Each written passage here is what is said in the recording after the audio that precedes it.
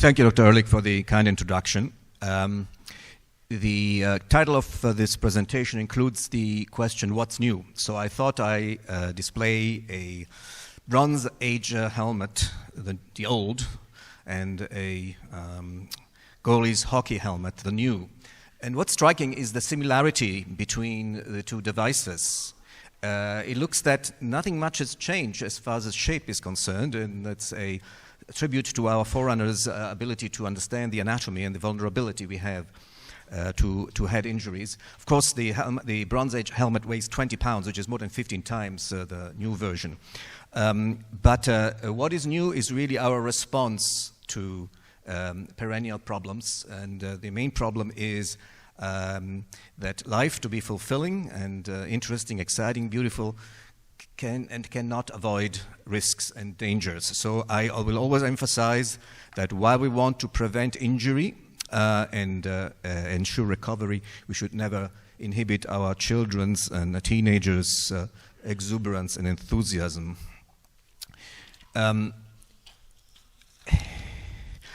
Unfortunately, I don't have any conflicts which would make this slide interesting. So I'll move on to our introduction to concussions. This is a definition I've chosen by combining different sources. The Centers for Disease Control is one, Merritt's textbook of neurology is another. As you can see, I'm not including things like contusions causing hemorrhage, cerebral edema, increased intracranial pressure, or any demonstrable findings of neuroimaging. This is really about relatively mild head injuries, as you might see on an ambulatory basis.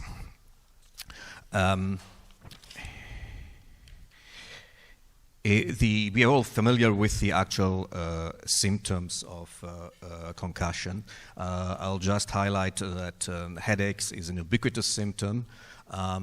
We need to look for mental status alterations, signs of intracranial pressure, including focal findings such as diplopia, ataxia, and sixth nerve palsy or nosocoria. But I think we are all familiar with this. The real question is, what do you do when once you have assessed the child and made the diagnosis?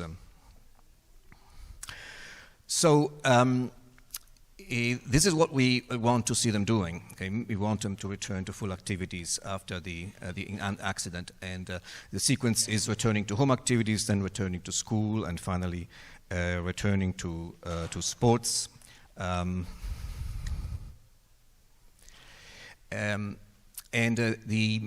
all remember, more than a decade ago, we had a very different approach. Coaches used to send the kids after a hockey injury back on the ice right away, or as soon as possible.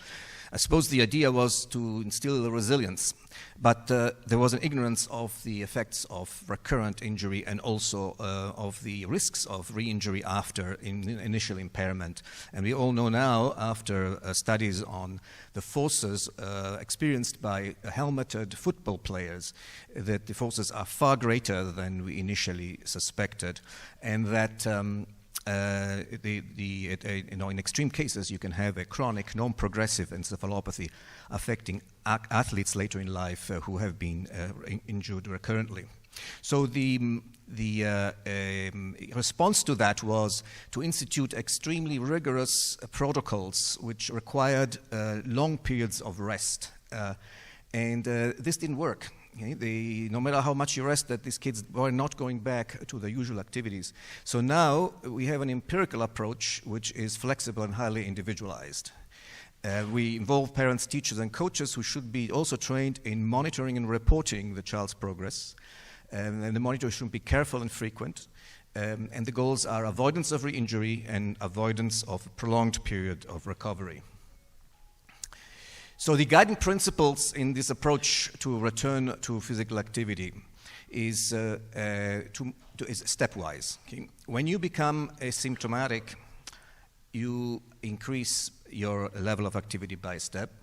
If symptoms occur, back to rest until they are minimal or absent, and then you resume the previous step after resting and resolution of the symptoms. So these are the steps for return to sports progression. Now, what we recommend is an initial period of 2 to 3 days of complete rest. In most cases, sometimes it's a longer period of time, but in most cases, those kids will have minimal symptoms at the end of that resting period, and then they are ready to start first with light home activities, then back to school, then light aerobic activities all the way to full contact and competition. Now note that each of these steps requires itself a stepwise approach. If you send somebody back to school, start with an hour or two of attendance. If that is causing symptoms of drowsiness, fatigue, malaise, they can come back home. The next day, maybe they'll stay a bit longer, and so on. If the symptoms become exacerbated because they overdo it, back to rest until the symptoms are again resolved. Oh, sorry. Okay. So monitoring has to be frequent, sometimes at the beginning on a daily basis, then you can increase as depending on the child's progress, and also on the child's level of support by family and coaches. And you do informal assessments of mental status and cognitive functions as well as a neurological assessment. Time frame is highly variable, but most cases will recover in 10 and 14 days, and that's important to realize at the time of initial counseling to give a sense of hope and optimism. Now, there are, of course, those who will not recover in 10 or 14 days, and these are the ones who tend to be referred to a subspecialist or a child neurologist. These are the risk factors: multiple concussions, migraines, depression, mood disorders, anxiety, developmental disorders, and so on. And family dynamics is very, very important and should be assessed as well. As you see more patients in this group, you develop some insights, which I will present as pearls, and I hope they are pearls and not just colorful pebbles. The first thing I learned was sleep hygiene. Okay? Most kids who don't recover have terrible sleep hygiene. They sleep in the day, are awake at night, don't sleep at all, are having naps irregularly. They sleep in on weekends, and are either insomniacs or drowsy at all times. Education is the best approach, and I would recommend you be quite directive after explaining what a good sleep hygiene entails. So no screens for 2 hours before bedtime, go to bed at the same time every night, be strict about it until the symptoms are gone. One helpful trick is to harmonize bedtime with the onset of sleep. If you are up until 1 a.m. and toss and turn because you went to bed at 9, there's no point.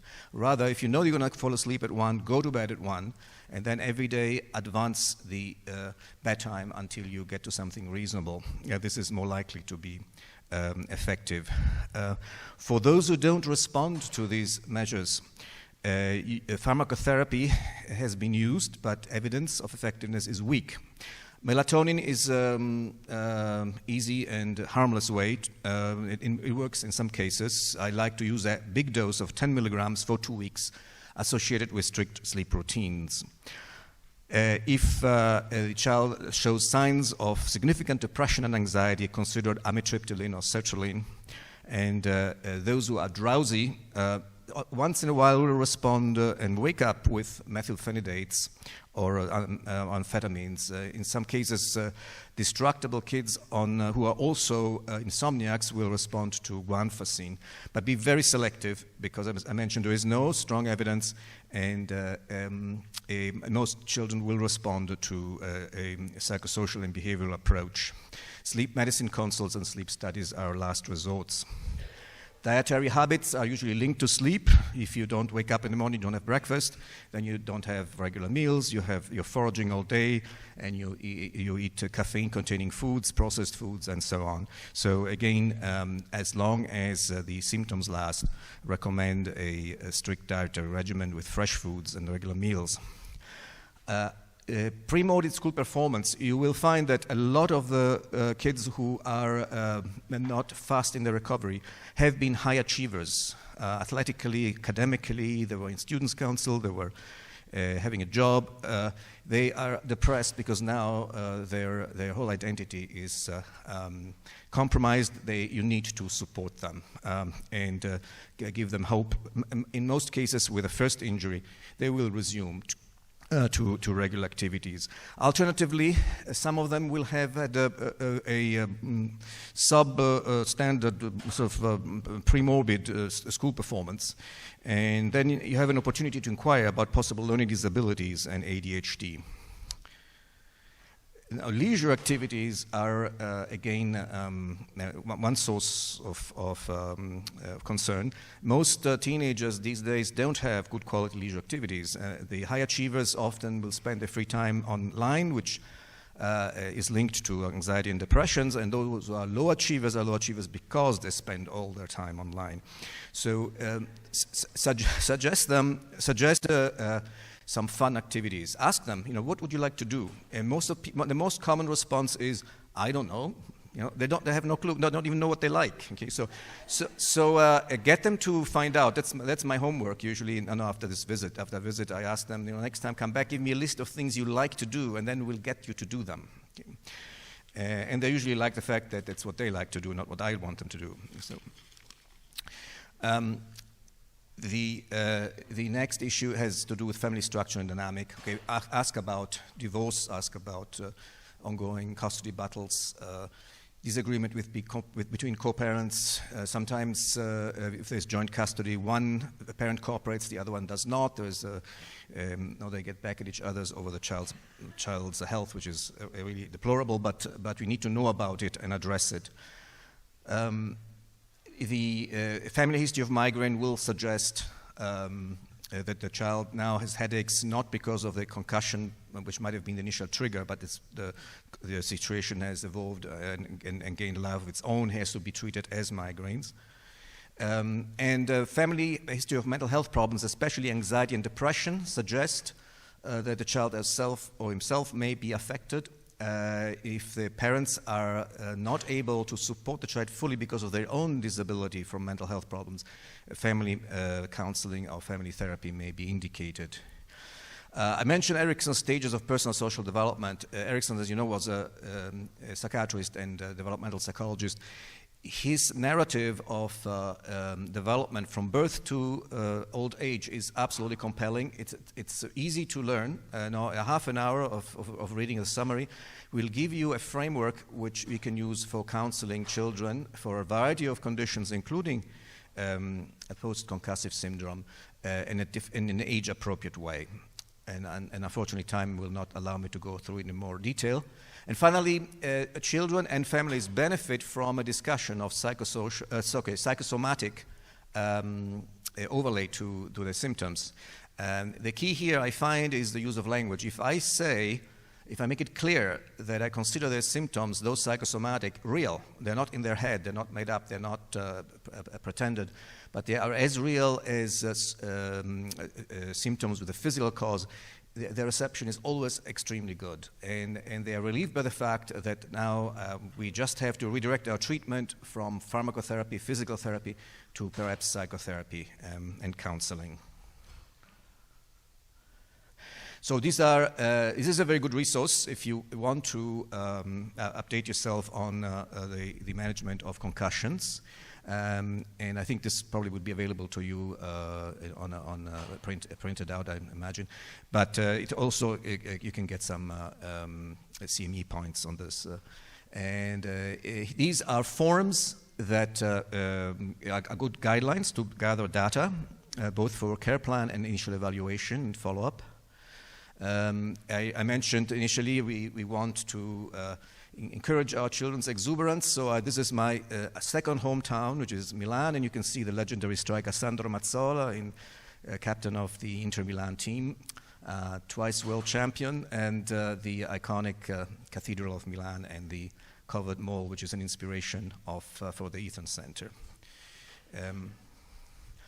And I had a summary slide here, but it didn't unfortunately show up. I will just mention in summary. So remember the 3 points is that it's an individualized care for every patient.